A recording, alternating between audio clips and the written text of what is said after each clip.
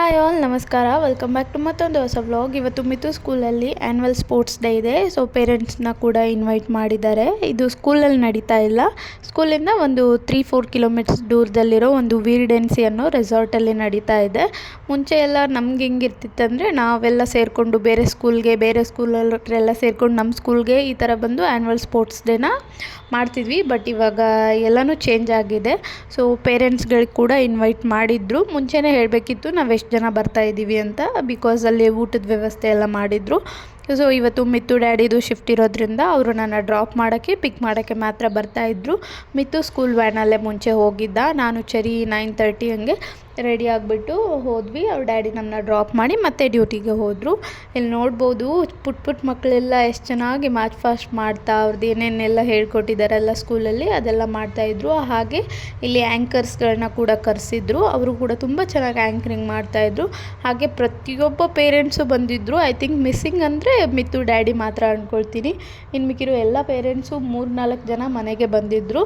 ತುಂಬ ಚೆನ್ನಾಗಿ ಎಲ್ಲನೂ ಅರೇಂಜ್ ಮಾಡಿದರು ಮ್ಯಾಮ್ ಎಲ್ಲ ಸೇರಿಕೊಂಡು. ಅರೌಂಡ್ 10 o'clock ವೆಲ್ಕಮ್ ಸ್ಪೀಚ್ ಎಲ್ಲ ಮುಗಿದ್ಬಿಟ್ಟು ಫಸ್ಟು ಪ್ಲೇ ಗ್ರೂಪ್ ಅವರು, next nursery, next LKG UKG ಈ ಥರ ಸ್ಪೋರ್ಟ್ಸ್ ಎಲ್ಲ ಸ್ಟಾರ್ಟ್ ಆಯಿತು. ಇವಾಗ ಮಿತ್ತು ಆಡ್ತಾಯಿದ್ನು. ಆ ಸೈಡಿಂದ 3rd ನಂಬರಲ್ಲಿ ಆಡ್ತಾಯಿದ್ದ. ನಾನು ಇಷ್ಟು ಚಿಯರಪ್ ಮಾಡ್ತಾಯಿದ್ದೆ ಅಂದರೆ ಅಲ್ಲಿ ಯಾರೂ ಅವರ ಮಕ್ಕಳನ್ನ ಅಷ್ಟು ಚಿಯರಪ್ ಮಾಡ್ತಾ ಇದ್ದಿಲ್ಲ. ನಾನು ತುಂಬಾ ಚೆನ್ನಾಗಿ ಅವನಿಗೆ ಚಿಯರಪ್ ಮಾಡ್ತಾಯಿದ್ದೆ. ಹಾಗೆ ನಾನು ಮನೆಯಲ್ಲಿ ಇದೇ ಥರ ಹಡಲ್ ರನ್ನಿಂಗ್ ಅಂದ್ಬಿಟ್ಟು ಸ್ವಲ್ಪ ಪ್ರಾಕ್ಟೀಸ್ ಕೂಡ ಮಾಡಿಸಿದ್ದೆ. ಸೊ ಅದು ಇವಾಗ ಇಲ್ಲಿ ಕೆಲ್ಸಕ್ಕೆ ಬಂತು ಅಂತ ಹೇಳ್ಬೋದು. ಹಾಗೋ ಹಿಂಗೋ ಅವನಿಗೆ ಎಷ್ಟೇ ಪ್ರೈಸು ಸಿಕ್ತು ಅಂತ ಗೊತ್ತಾಗಬೇಕಿದ್ರೆ ವಿಡಿಯೋನ ಕೊನೆವರೆಗೂ ನೋಡಿ. ಹಾಗೆ ಇನ್ನು ಯಾರೆಲ್ಲ ಚಾನಲ್ನ ಸಬ್ಸ್ಕ್ರೈಬ್ ಮಾಡ್ದಿರಾ ವಿಡಿಯೋ ನೋಡ್ತಿದ್ದೀರಾ, ಪ್ಲೀಸ್ ಚಾನಲ್ನ ಸಬ್ಸ್ಕ್ರೈಬ್ ಮಾಡಿ. ಹಾಗೆ ನಿಮ್ಮ ಫ್ರೆಂಡ್ಸ್ ಆ್ಯಂಡ್ ಫ್ಯಾಮಿಲಿ ಜೊತೆ ಶೇರ್ ಮಾಡಿ. ಆ್ಯಂಡ್ ಇವಾಗ ಪೇರೆಂಟ್ಸಿಗೆ ಕೂಡ ಸ್ವಲ್ಪ ಗೇಮ್ಸ್ ಆಡ್ಸೋಣ ಅಂತ ಇನ್ ಬಿಟ್ವೀನ್ ಪೇರೆಂಟ್ಸ್ಗೂ ಗೇಮ್ ಆಡ್ತಾಯಿದ್ರು. ಹಾಗೆ ಸ್ವಲ್ಪ ಟಂಗ್ ಟ್ವಿಸ್ಟಿಂಗ್ ಕ್ವೆಶನ್ಸ್ ಆ ಥರ ತುಂಬ ಕ್ವೆಶನ್ಸ್ ಎಲ್ಲ ಕೇಳ್ಕೊಂಡು ತುಂಬ ಫನ್ನಾಗಿ ಇವೆಂಟ್ನ ಮಾಡ್ತಾಯಿದ್ರು.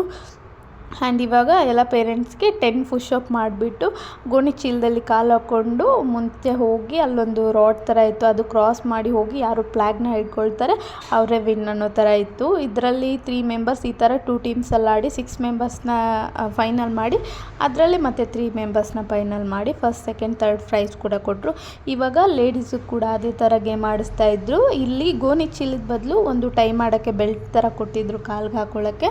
ಸೊ ಎಲ್ಲರೂ ಆಡ್ತಾಯಿದ್ರು. ನಾನು ಆಡೋಣ ಅಂದ್ಕೊಂಡಿದ್ದೆ, ಬಟ್ ಚೆರಿನ ಎತ್ಕೊಳ್ಳೋಕ್ಕೆ ಅವ್ರ ಡ್ಯಾಡಿ ಇದ್ದಿಲ್ಲ. ಅವ್ರ ಡ್ಯಾಡಿ ಬಂದಿದ್ದರೆ ಡೆಫಿನೆಟ್ಲಿ ನಾನು ಆಡ್ತಿದ್ದೆ ಆ್ಯಂಡ್ ನಾನು ಪ್ರೈಸ್ ತೊಗೊಂಡೇ ಬರ್ತಿದ್ದೆ. ನಾನು ಹೋಗಿರೋ ಯಾವುದ್ರಲ್ಲೂ ಪ್ರೈಸ್ ಇಲ್ದಿರ ಬರ್ತಾ ಇದ್ದಿಲ್ಲ. ಆ್ಯಂಡ್ ಇವಾಗ ಕಪಲ್ಸಿಗೆ ಕೂಡ ಗೇಮ್ ಆಡಿಸ್ಬೇಕು ಅಂದ್ಬಿಟ್ಟು ಎಲ್ಲ ಸೆಟಪ್ನ ರೆಡಿ ಮಾಡ್ಕೊಳ್ತಾ ಇದ್ರು. ಆ್ಯಂಡ್ ನಾನು ಚೆರಿನ ಕರ್ಕೊಂಡು ಅಲ್ಲಿ ಇಲ್ಲಿ ಸುತ್ತಾಡ್ತಿದ್ದೆ. ಅವನಂತೂ ಗೆಸ್ಟಲ್ಲಿ ಕೂತ್ಕೊಂಡಿದ್ರು. ಅವ್ರ ಹಿಂದೆನೇ ಬಂದು ಒಂದು ವೇಸ್ಟ್ ಪೈಪ್ನ ಹಿಡ್ಕೊಂಡು ಕೂತ್ಕೊಂಡು ಆಟ ಆಡ್ತಾಯಿದ್ದ. ಹಂಗೂ ಹಿಂಗೂ ನನಗೆ ಯಾವುದೇ ಥರನ ತೊಂದರೆ ಕೊಡಲಿಲ್ಲ. ತುಂಬ ಚೆನ್ನಾಗಿ ಅವನು ಆಟ ಆಡ್ಕೊಂಡಿದ್ದ. ಈ ಥರ ಓಪನ್ ಸ್ಪೇಸಲ್ಲಿ ಮಕ್ಕಳು ತುಂಬಾ ಇಷ್ಟಪಡ್ತಾರೆ. ಸೊ ಸ್ಕೂಲ್ ಅವ್ರಿಗೆ ಒಂದು ದೊಡ್ಡ ಥ್ಯಾಂಕ್ ಯು ಹೇಳಬೇಕು. ಇಷ್ಟು ಜನ ಮಕ್ಕಳನ್ನ, ಇಷ್ಟು ಕ್ರೌಡ್ನ ತುಂಬ ಚೆನ್ನಾಗಿ ಮೇಂಟೈನ್ ಮಾಡಿದರು. ಆ್ಯಂಡ್ ಇವಾಗ ನಿಮಗೆ ಗೊತ್ತಾಯಿತು ಅಂದ್ಕೊಳ್ತೀನಿ, ಮಿತ್ತುಗೆ ಹಡಲ್ ರನ್ನಿಂಗಲ್ಲಿ ಫಸ್ಟ್ ಪ್ರೈಸ್ ಬಂತು. ನನಗಂತೂ ತುಂಬಾ ಖುಷಿಯಾಯಿತು. ಇದು ಇವನ ಫಸ್ಟ್ ಸ್ಪೋರ್ಟ್ಸ್ ಮೀಟಪ್ ಆ್ಯಂಡ್ ಫಸ್ಟಲ್ಲೇ ಅವನಿಗೆ ಫಸ್ಟ್ ಪ್ರೈಸ್. ಹೇಳ್ಕೊಳಕ್ಕಾಗ್ತಿಲ್ಲ, ಅಷ್ಟು ಖುಷಿಯಾಯಿತು. ಇದನ್ನ 3 to 4 ಸೆಟ್ಸಲ್ಲಿ ಆಡಿಸಿದ್ರು. 4 ಸೆಟ್ಟಲ್ಲೂ ಅವನೇ ಫಸ್ಟ್ ಬಂದು ಫೈನಲಲ್ಲೂ ಅವನೇ ಫಸ್ಟ್ ಬಂದ. ತುಂಬಾ ಖುಷಿಯಾಯಿತು ನನಗೆ ಇದೆಲ್ಲ ನೋಡಿಬಿಟ್ಟು. ಒನ್ಸ್ ಆನ್ ಅ ಟೈಮ್ ನನ್ನ ಮಗು ಹಿಂಗೆ ಬೆಳೀತಾನೋ ಅಂದ್ಕೊಂಡಿದ್ದೆ. ಬಟ್ ಅವ್ನು ಎಲ್ಲಿ ಹೋಗ್ತಾನೆ ಅಲ್ಲೆಲ್ಲ ವಿನ್ ಆಗಿನೇ ಬರ್ತಾನೆ. ಅವ್ನು ಪ್ರತಿಯೊಂದು ಕಡೆನೂ ಹೋದಲ್ಲೆಲ್ಲ ಪ್ರೈಸ್ ತೊಗೊಂಡೇ ಬರ್ತಾನೆ. ಆ್ಯಂಡ್ ನಾನಿಲ್ಲಿ ಸ್ವಲ್ಪ ಹೇಳ್ಕೊಡ್ತಾಯಿದ್ದೆ, ಈ ಥರ ಕಪ್ಪೆಲ್ಲ ಎತ್ತು ನಾನು ವೀಡಿಯೋ ಮಾಡ್ತೀನಿ ಅಂತ. ಅವನು ಕೂಡ ಅದೇ ಫಾಲೋ ಮಾಡ್ತಾಯಿದ್ದ. ಅದೆಲ್ಲ ಮುಗಿಸ್ಕೊಂಡು ಊಟ ತಿಂದ್ಕೊಂಡು ಮನೆಗೆ ಬಂದು ಮತ್ತೆ ಡ್ರೆಸ್ ಎಲ್ಲ ಚೇಂಜ್ ಮಾಡಿಕೊಂಡು ಚೆರಿ ಪಪ್ಪ ನಾನು ಕೊರಿಯನ್ ಕ್ಲಾತಿಂಗ್ ಅಂತ ಇದೆ ದೇವನಹಳ್ಳಿಲಿ, ಅಲ್ಲಿ ಶಾಪಿಂಗ್ ಹೋಗಿದ್ವಿ. ಬಿಕಾಸ್ ಇನ್ 4 ಡೇಸಲ್ಲಿ ಮಿತ್ತುದು ಬರ್ತಡೇ ಬಂತು. ಸೊ ಅವನಿಗೂ ಸ್ವಲ್ಪ ಕ್ಲೋತ್ಸು, ಹಾಗೆ ನನಗೆ ಚೆರಿಗೆ ಎಲ್ರಿಗೂ ಕ್ಲೋತ್ ಶಾಪಿಂಗ್ ಮಾಡೋಣ ಅಂತ ಹೋದ್ವಿ. ಇಲ್ಲಿ ಚೆರಿ ಹಾಯ್ ಹೇಳ್ತಾ ಇದ್ದಾನೆ, ಎಲ್ಲರೂ ಹಾಯ್ ಕೂಡ ಹೇಳಿಬಿಡಿ. ಸೊ ಎಸ್, ಇಲ್ಲೂ ಒಂದು 5,000 ಬಿಲ್ ಮಾಡಿಸ್ಕೊಂಡು ಹೋಗ್ತಾ ಇದ್ದೀನಿ. ಇವಾಗ ಹಸ್ಬೆಂಡ್ ಹತ್ರ ಸ್ವಲ್ಪ ಬೈಸ್ಕೊಂಡಿದ್ದಾಯಿತು.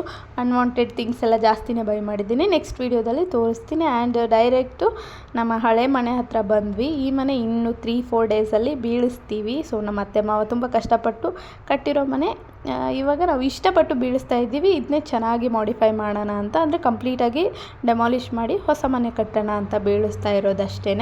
ಸೊ ನೆಕ್ಸ್ಟು ಅದು ವ್ಲಾಗ್ ಕೂಡ ಬರುತ್ತೆ, ಎಷ್ಟು ಖರ್ಚಾಗುತ್ತೆ, ಯಾವ ಥರ ಮನೇನ ಕಟ್ತೀವಿ ಎಲ್ಲನೂ. ಆ್ಯಂಡ್ ಬರಬೇಕಿದ್ರೆ ಊಟ ಕೂಡ ಪಾರ್ಸೆಲ್ ತೊಗೊಂಬಂದಿದ್ದೆ. ಮಾರ್ನಿಂಗಿಂದ ಚೆರಿನ ಎತ್ಕೊಂಡು ಕಂಪ್ಲೀಟ್ ಎಕ್ಸಾಸ್ಟೆಡ್ ಆಗಿಬಿಟ್ಟಿದ್ದೆ. ಸೊ ಇದಾಗಿತ್ತು ಇವತ್ತಿನ blog. Thank you so much. ಸಿಗುವ ನೆಕ್ಸ್ಟ್ ವಿಡಿಯೋದಲ್ಲಿ.